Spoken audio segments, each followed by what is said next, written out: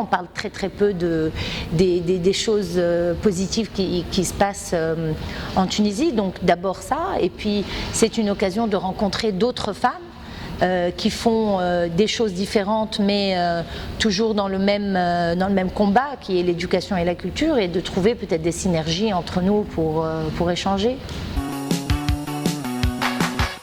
La culture, c'est ce qui nous rapproche, c'est ce qui aussi nous fait comprendre ce qu'on est, parce que la culture, c'est quoi? La culture, c'est cet ensemble de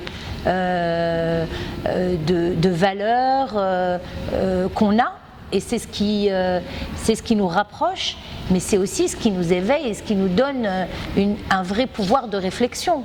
Et donc, des gens qui réfléchissent, des gens qui analysent, sont des gens qui sont beaucoup plus innovants.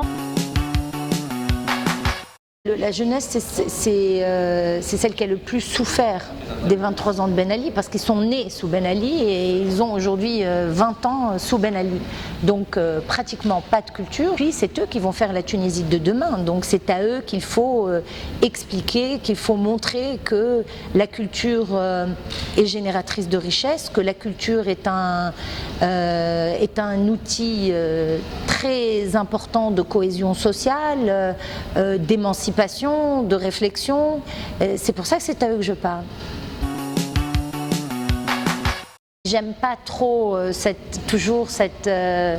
peut-être cette comparaison homme-femme, qu'aujourd'hui je pense qu'il ne faut plus y penser, il faut se dire que c'est juste un être humain qui est devant nous.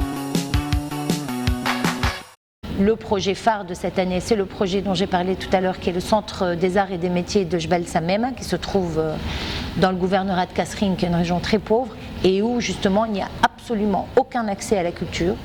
Et donc c'est le projet phare de la Fondation cette année. Tout le temps, c'est peut-être pour ça que j'insiste.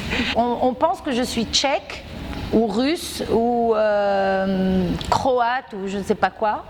Eh ben non. Tahia Tunis.